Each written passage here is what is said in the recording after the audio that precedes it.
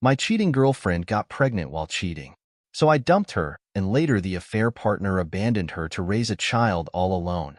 My cheating ex called me 2.5 years later. My 31 male ex-girlfriend, 29 female, found me and wanted to hang out, but I just ignored her after she broke my heart. Backstory. In 2015, I met this woman at college. Let's call her Casey. We had so many things in common, and we instantly got close. She asked me out, and it was a wonderful relationship, or so I thought. We had dreams together, sent X-rated pics once in a while. We do a lot of stuff together, not sex yet. In 2019, the Christmas time, I was going to propose to her after I gave her parents and siblings gifts. I even gave her mom, who hates me, a gift. Casey works at the hospital, so she'll get out of work later, or so I thought. 5 p.m. she didn't come home to her parents' place, but I came and decided to give everyone gifts. When I gave her younger sister, 20 female, it's called her Sherry, a laptop. She cries and hugs me because she always wanted one for school. Casey's father, a new barbecue grill. Moments later, Sherry told me I couldn't contain it anymore and cried harder. I asked what's the matter. She immediately grabbed me to her room, and her father came along as well. Sherry kept saying I'm sorry so many times. I was confused on why. She then showed me a pregnancy test and told me that it belongs to Casey. I completely lost it. I wanted to know why and how long was the affair. Sherry informed me that the affair happened in the beginning of 2019. While I was working a lot at my factory job, she goes to see him. Makes matters worse is that Casey's mom was the one who showed the affair partner to Casey. Apparently, in the month of November, Casey found out she was pregnant, and she begged Sherry not to tell anyone after Sherry found the test. When she told me everything, my world came crashing down and I decided to leave. But before I left, I thanked Sherry and her father. Let's call him Max. Max apologized and said that if I leave, he would completely understand. We shook hands and I said thank you. I just looked at Casey's mom and I then left my ex's house. Just drove away and didn't look back. Max and Sherry got furious with Casey's mom. Let's call her Jane. Around 7 p.m. Christmas time, I informed my family on what happened and they all comforted me. 11 p.m. my phone began blowing up and phone calls and text messages of my ex saying she can explain. I didn't answer back. I changed my number, deleted my social media, and changed my email. As much as I want closure, I didn't want to see her face. Fast forward to mid of 2020, one of my friends informed me that the affair partner who got Casey pregnant ran away after he found out he's the father, Karma, and they're looking for him. I simply said who cares. Fast forward to last month. I see a number I've never seen before. I answered and it was my ex. My ex begged me to talk to her and possibly give her a chance at my favorite restaurant. I responded, "Why should I after you did what you did?" She rambled on and I just ignored her because I don't want to go through the same pain that she had put me through. Casey began gaslighting me and her friends and her mom calling me a coward for not seeing her again. I told Jane, "You have the audacity to say that after you've done what you've done." She rambled on. I just hung up and blocked Jane and my ex's number. I informed her friends what happened and they left me alone. Update. My ex found me. She's a wreck. I got closure, but I feel it wasn't worth it. This is an insane update and crazy. It's been nearly 3 months since I posted my story, and it's been 4 months since I heard from my cheating slimy ex. Of all days, Mother's Day, which was last week Sunday. My mom wanted to go to Red Lobster since she loved seafood.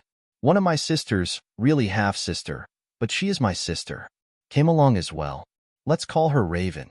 We were about to leave and all of a sudden I ran into my ex's sister, Sherry, and the Wicked Witch of the West, Jane, in Red Lobster. Sherry was in total shock and seeing me, and I was hoping Casey wasn't there with her, and thankfully she wasn't. Jane looked at me with disgust and Raven in disbelief. Jane was in total shock at seeing Raven for some reason. Not sure why. Wait until later. I was about to explode until the moment I looked at my mom and Raven because they both wanted to pound Jane into the ground for what she did to me. So I had to call them, both of them, down. Sherry then begged me to talk to her. Raven and my mom, after 5 minutes of screaming down Jane's throat, said to leave now. And Raven suggested to me that if I want to talk to Sherry, both of you talk alone. We won't be involved and not the snake witch, Jane. We talk for a bit and ask me how I've been and says how she misses me and wish that I didn't leave. She told me that my ex was miserable when I left, and I responded that's not my problem. I then asked how was school treating you? Sherry cried and said that Casey broke the laptop I gave over Christmas a week after I left and ghosted her.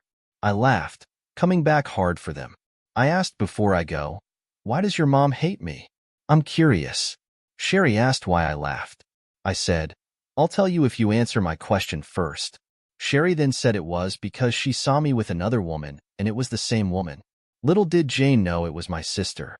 I asked, you want to know why I laughed? She then said, yeah, it was rude. I told her, well, her actions are wasted. The warranty is still available until November 2020.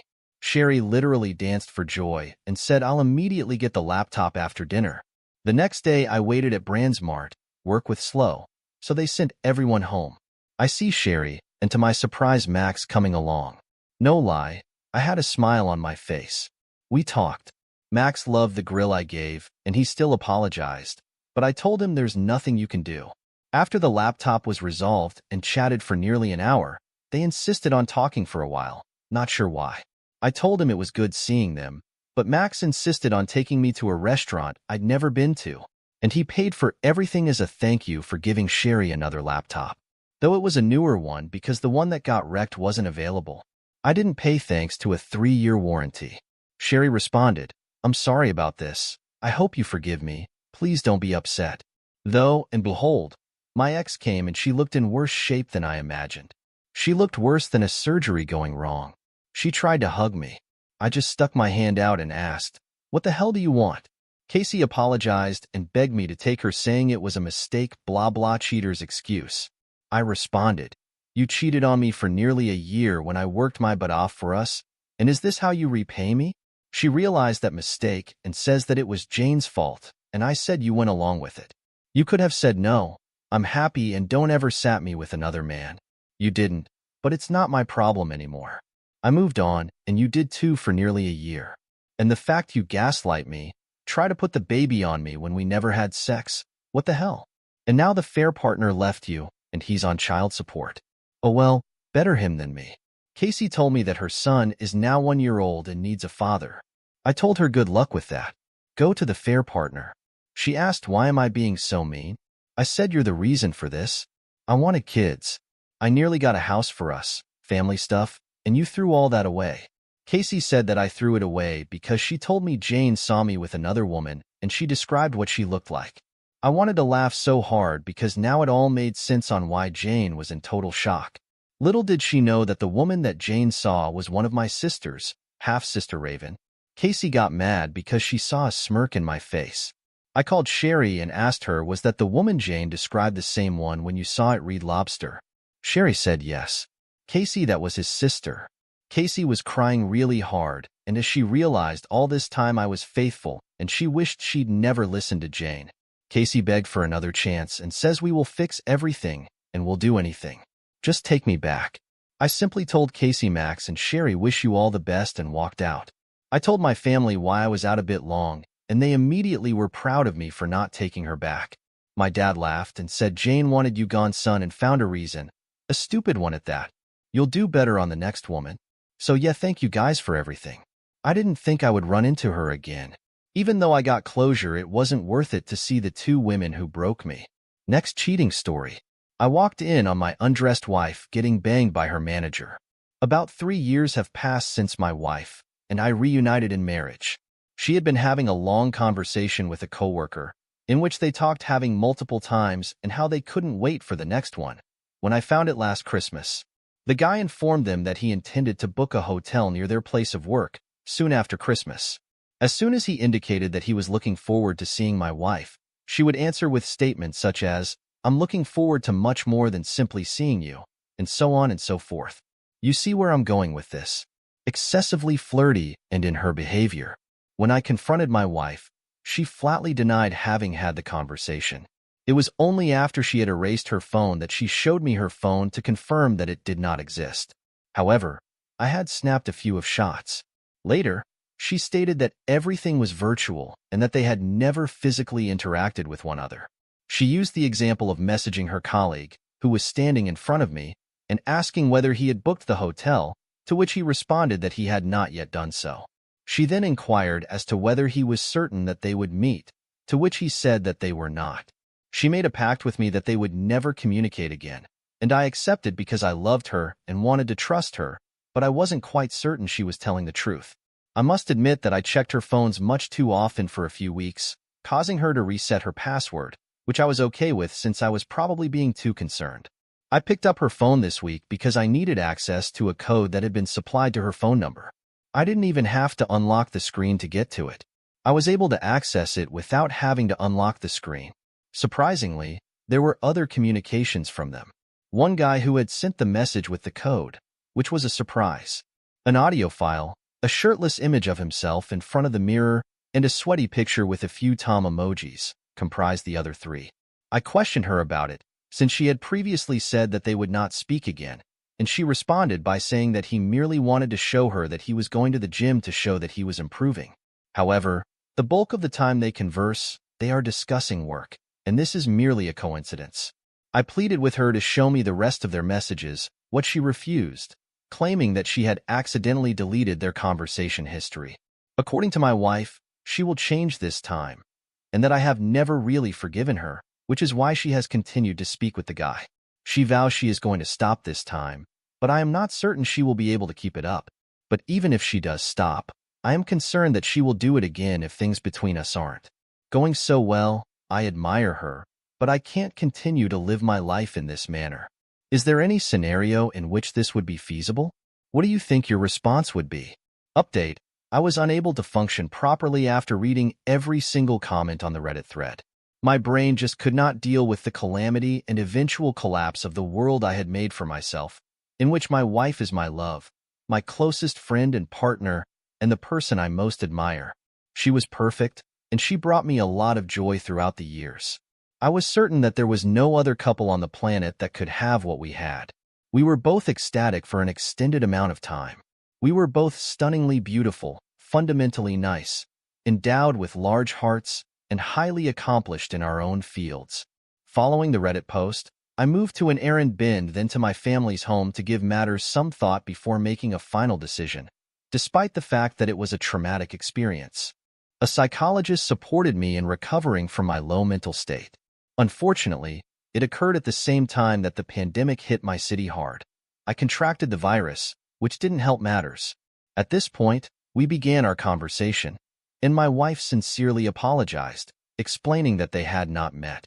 I knew it wasn't real, but I was willing to forgive the woman of my dreams, who had stayed at the highest altar of my universe's hierarchy of power. Fast forward to last Saturday morning, when I returned to our apartment, resolved to forgive her and worked things out in the most mature way that could possibly be imagined. And there she was, but I was the one who was caught aback, to put it mildly, by her appearance. I had my wife and the gentleman at my house while they were both naked. The guy in the writings is the same as the one in the photographs. She said that she didn't even enjoy herself. He was hiding in my bathroom while my wife was putting on her pajamas, and I didn't see him. When I saw him hiding in my toilet, he immediately apologized, saying, "Sorry, friend.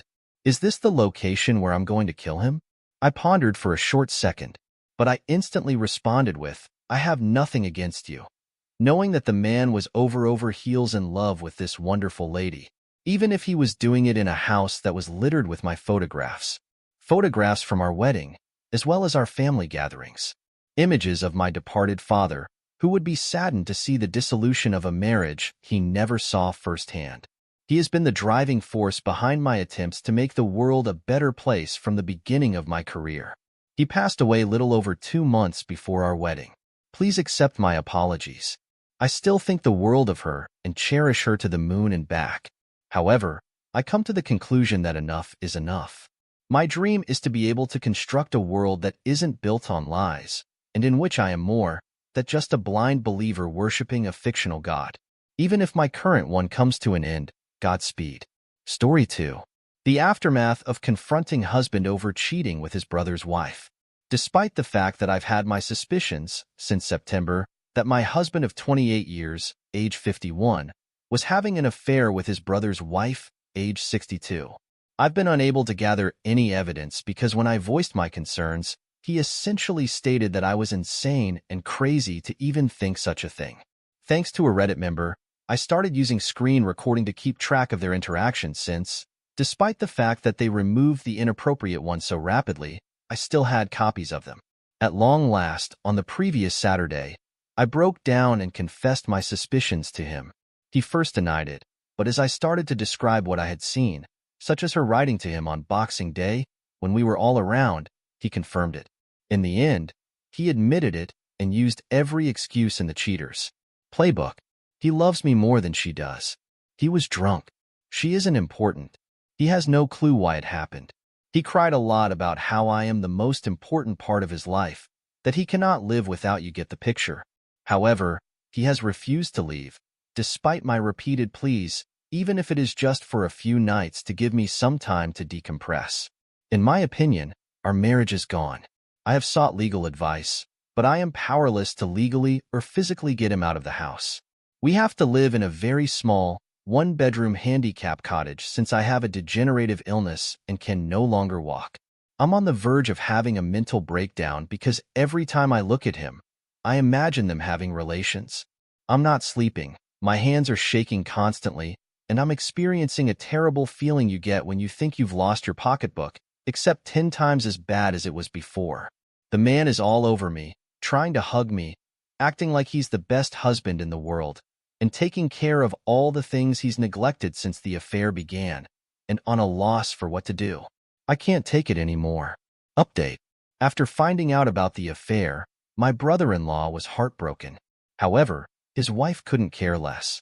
She told him that she isn't sure if she wants to be with my husband, and that she wants to wait and see what happens with us. My husband has become a martyr. She came upon him. He never cared about her. He can't live without me, and his life would be lost if I don't stay with him for the rest of his days. Despite my insistence that he go, he has began lighting a gas fire, arguing that if I had made him stay at home, I could have stopped the affair. The fact that my personality has changed as a result of brain surgery 3 years ago, that he would not listen if I tell him it's over, that I must give him a chance, and all the rest of it are ridiculous. As a result of my incapacity, he has a captive audience, and he is emotional, abusing me at all hours of the day and night, holding me despite my warnings not to touch me, handing about me simply looking at me, sitting in the dark, and doing every odd task that he has ignored for months. The fact that I have been agreeing with him in the hopes that he would just leave me alone is causing me to have a mental breakdown right now.